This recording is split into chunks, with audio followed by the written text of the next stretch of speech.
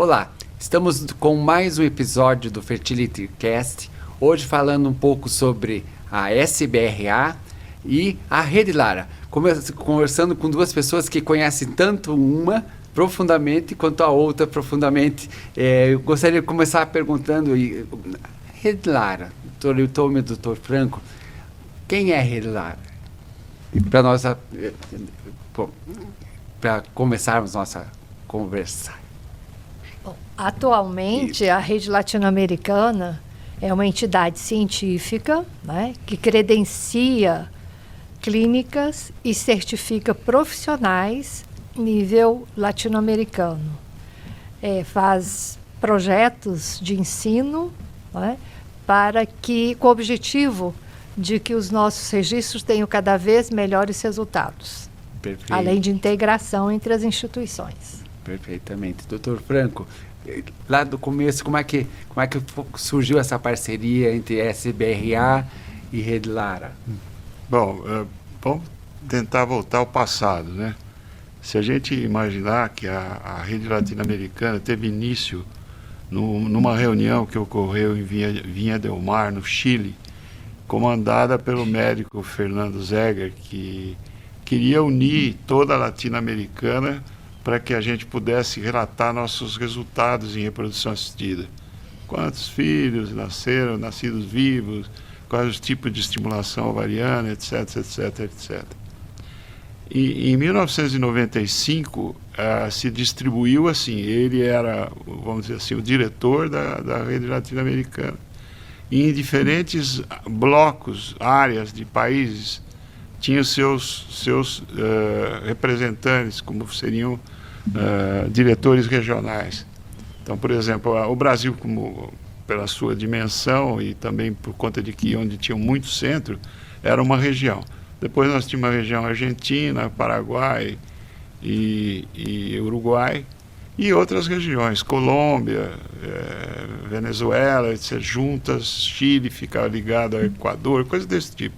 Enfim, a Latinoamérica, o México também, desde o começo participava. Nós tínhamos 4 ou 5 diretores regionais, fora o presidente da rede, o diretor executivo, cuja finalidade era desenvolver um sistema de registro de dados, para que isso pudesse beneficiar a gente a longo prazo das evoluções, das tecnologias em cada país, e o que acontecia, e os resultados eram coerentes com os outros países, com os outros registros em outros países. Então, como era um começo muito de catalogação de dados de reprodução assistida, isso deu um certo mal-estar para até continuar a desenvolver. Mas os primeiros dados gerais da Rede Latino-Americana datam de 1999. Nós já temos relatos de como a reprodução assistida ocorria em cada uma dessas regiões já em 1999. Com o decorrer do tempo, foram se alternando novos diretores regionais, cada 3 ou 4 anos, né? Mais ou menos nessa base. E, por conta do destino, eu fui o primeiro diretor da Rede Latino-Americana brasileiro. E logo depois nós estimulamos e tivemos muitos outros presidentes, com a doutora Maria do Carmo, que ficou 8 anos como presidente da rede. E essa integração, que começou mais ou menos nessa data quando eu assumi mais ou menos a presidência em torno de 2007, fez com que a Sociedade Brasileira de Reprodução Assistida também incorporasse os eventos da Rede Latino-Americana, que, pelo que eu sei, os primeiros seriam mais ou menos em torno de 2011, que se iniciou no Rio de Janeiro. Então essa integração já vem de muitos anos, né? E podemos calcular no mínimo há uns 14 anos. Mas a integração real é muito mais antiga, desde que quando eu iniciei como diretor regional. Depois vieram muitos diretores regionais. A doutora Hitomi, que está aqui, chegou a ser diretora regional há muito tempo, né? E os brasileiros foram penetrando, e a gente sempre estimulando, não, vamos integrar com a Latinoamérica, porque é importante não só para nós, para toda a região. E assim foi que começou.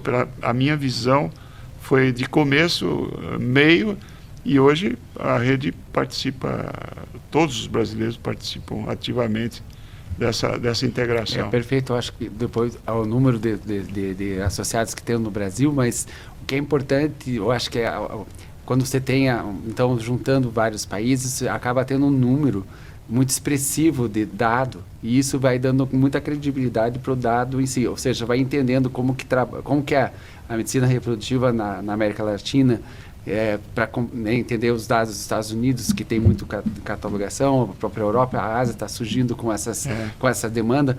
Então, doutor, como é que... você veja, agora em 2025 tivemos, né, a Redlara junto conosco no Congresso Brasileiro de Reprodução Assistida. Como é que é essa integração com esses outros países, né? Como é que a gente trabalha nesse processo de integração e de somatória no processo, né, de sociedades com essas diversas outras sociedades da América Latina? Bom, atualmente são 17 países. Então, do México para o Sul, todos, inclusive Caribe, tem um país agora de língua inglesa também, que entrou este ano. E a integração os países, por exemplo, o Brasil tem quase 40% ou mais dos ciclos da rede latino-americana, conforme o Franco falou, né? Perfeito. Como a Argentina, mas principalmente o México também. O Brasil cresce, o México também tem crescido em termos de número de centros. E a integração a população é muito semelhante. Então, a gente pode trocar regionalmente dados, né?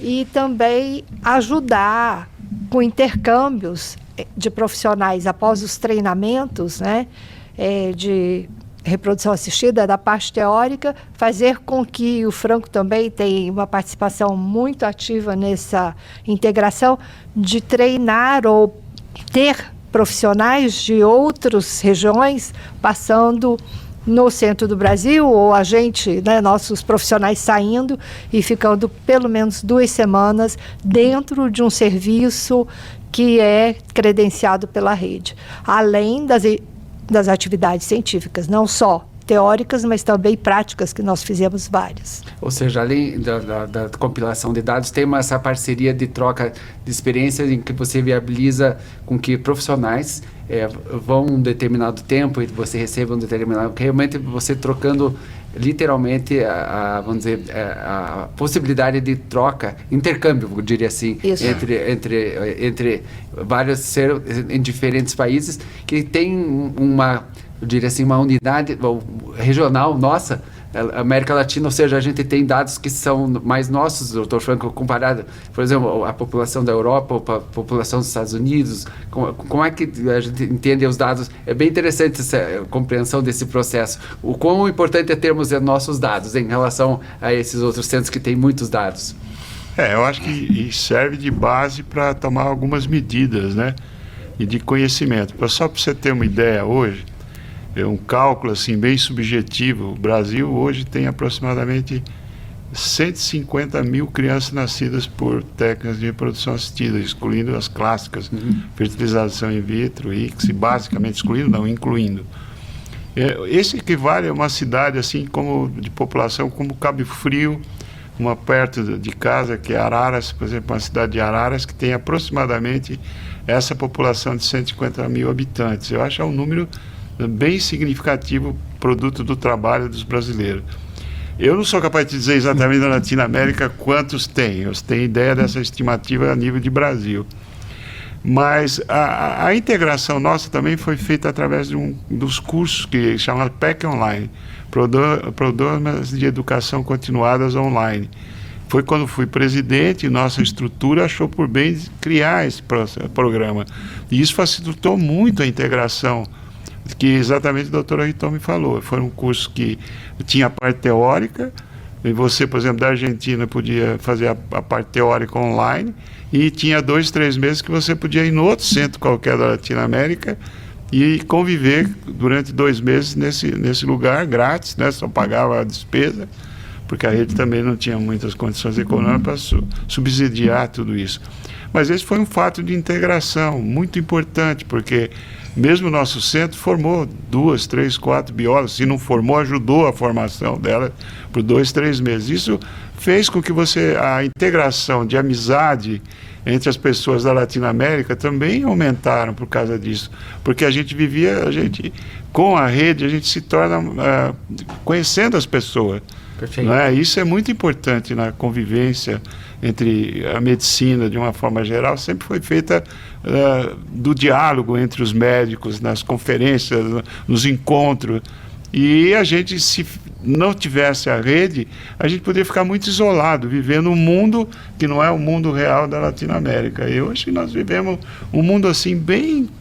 Eu sei só os centros que existem na Argentina, eu conheço eu não só eu, todos que participam da rede, seja ele qual for, em que centro for, tem essa convivência de amizade, encontro em outros congressos internacionais, na Europa, nos Estados Unidos, além da gente poder dizer, olha, nossas taxas de gravidez são tantas, o uso de doação de óvulos nossa corresponde a tanto, até um fato importante você poder comparar isso com outros países, como é que se procede isso ou não. Mas o senhor colocou uma coisa muito importante, que eu acho que é uma característica da SBRA, a questão da amizade, no sentido de eu conheço a outra pessoa e a admiro e a reconheço. Eu acho que esse é um contexto muito importante em que nossa sociedade tem,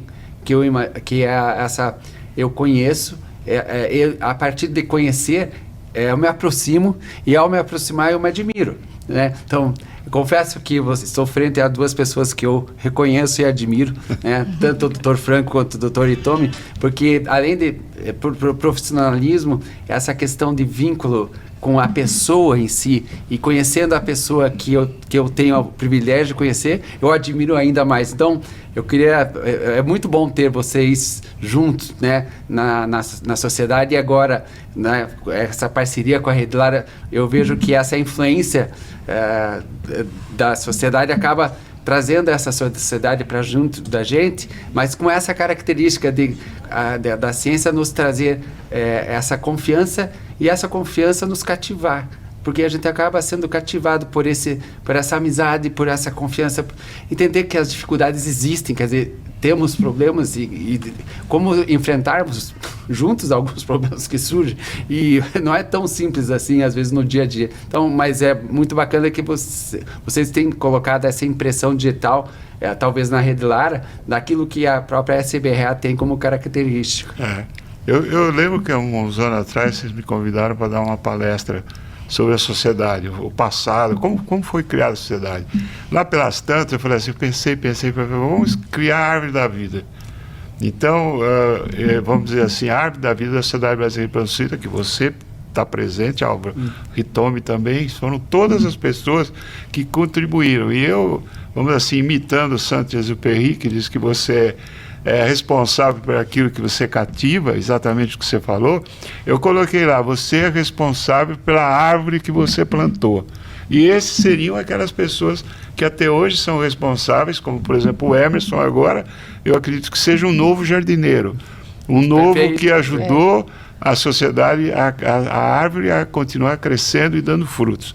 Todos, muitos pertencem, têm suas imagens gravadas dentro dessa árvore, tá? E a ideia é sempre, com o decorrer do tempo, deixar essa árvore extremamente pontilhada de pessoas que contribuíram para o seu crescimento, e que ela não pare de crescer, porque existem árvores que têm 400 anos de duração. No Japão, né, que a Hitomi fala, quantos anos dura uma... deve ter milenários aí. Milenários. Não né? só nesses... A gente não vai ver o crescimento total dessa árvore, mas a ideia é essa. É fruto do trabalho de muitas pessoas que fazem com que a árvore da vida da CBRA continue a crescer. Esse é muito bom. Viu, Álvaro, a respeito do registro, né? Nós não temos no Brasil, o registro latino-americano é o mais antigo, tá certo? Depois a ESHRE, o SART, que é o americano, foram desenvolvidos, e alguns países até obrigam para ter o certificado, a liberação para poder trabalhar, fazer esse relatório, a Alemanha, né, por exemplo. E a gente tinha no Brasil mais, tem, né, que registro que veio depois, que é do CISEMBRE, mas é preocupados com o número de embriões congelados e não com bebês nascidos. Então, hoje, por exemplo, o Gustavo Martins, que a gente vai ter um podcast daqui a pouco com ele também, apresentou que mais de 1.400.000 ciclos e mais de 380.000 bebês nascidos na América Latina. Se a gente colocar, até 2022, tá? Relatório 2022. Se colocar esses dados de mais de 100 e tantos mil brasileiros nascidos, você vê a proporção e a importância que o Brasil tem dentro da rede latino-americana em termos não só de exemplo de tecnologia, mas também de forma que a gente possa, né, comparar nossos resultados e, de repente, ajudar outros países que não têm tantos números ou que não chegaram a resultados tão bons. Não quer dizer que outros centros, né, fora do país não tenham, mas a gente sabe o quanto a SBRA e o quanto a rede latino-americana se orgulha dos nossos dados e dos nossos centros, né? Perfeito. Posso fazer outro comentário? Deve. Bom, eu acho assim, nem todos os centros no Brasil são filiados à rede latino-americana. Por isso que quando a gente fala de centro teórico de nascimento, nem todos estão catalogados pela rede latino-americana. Essa é uma luta para aumentar o número dos centros que participam da rede. Outro aspecto muito importante que eu acho desses dados de sistemas de registros grandes é que hoje na pirâmide da medicina baseada em evidência não existe só meta-análise, trabalhos randomizados. Hoje entra um outro tipo de chamado o World Data Evidência, dados de evidências de mundo, são dados de databases. Por exemplo, hoje tem uma tendência que você já ouviu falar, a gente, hoje mesmo assisti na Rede Lara, o Edson que falou, que, olha, pode ser que se você fizer PRP, você pode ter mais prematuridade. Como é que ele colheu esse dado? Onde ele foi buscar? Com que autor? Ele foi buscar provavelmente num autor que fez um levantamento de database, World Data. A evidência desse fato não vai ser feita num trabalho de 400, 500 casos. Esse fato só vai poder ser feito em evidência de um número muito grande. Então, os sistemas de registro de database, além de serem obras para você armar sistemas de inteligência artificial em algumas situações, ele também é obra para te colher dados assim, muito especiais e que você não pode observar em curto espaço de tempo. Por exemplo, há uma outra grande discussão se transferência de embrião congelado em ciclo natural ou ciclo artificial poderia aumentar a incidência de pré-eclâmpsia. Onde você foi buscar esse dado? Em 500 casos? Você vai buscar esse aumento, que não é também tão significativo, mas existe, é real do ponto de vista matemático. Você vai buscar isso em 10 mil casos de nascimento. E onde você vai ter isso? A não ser que tenha sistemas de registro de N's muito grandes. É a tal da World Data Evidência. Né? Então, o sistema de registro, além disso que nós conhecer o nosso país e conhecer a Latinoamérica, pode a longo prazo, dependendo do que ele registra, te dar outros tipos de informações que pode abrir seus olhos para alguns outros tipos de situações cuja frequência da variável é muito baixa e só em dados muito grandes você seja capaz, coisas ligadas à criança, a doenças obstétricas, coisas ligadas à saúde fetal, especificamente malformação fetal, só os Big Data podem no futuro te dar ideias de se isso é real ou não é real. Perfeito. Então, essa integração da sociedade e com esses dados vai trazer a medicina muito mais fidedigna, né? E a gente vai ter chance de otimizar melhor o que a gente está fazendo e como a gente está fazendo, né? Mas caminhando para o nosso término desse momento em que nós estamos essa integração tão bonita, que mensagem vocês diriam agora para quem está nos ouvindo em relação a todo esse processo da sociedade, Associação Brasileira, a rede latino-americana, como é que a gente pode continuar trabalhando ou quais são os nossos próximos passos para continuar nesse processo? Eu diria, até eu fiz um questionamento dentro da comissão, né, que faz o registro dos dados. Falei, por que não se registra todos os centros do país, né, brasileiros? Porque a gente tem 80% dos dados brasileiros dentro do registro latino-americano. E aí, o primeiro questionamento, ou a primeira resposta foi, não, nós temos que ter centros com determinado patamar de resultados e de padronização de indicações para poder ter um padrão ótimo na rede.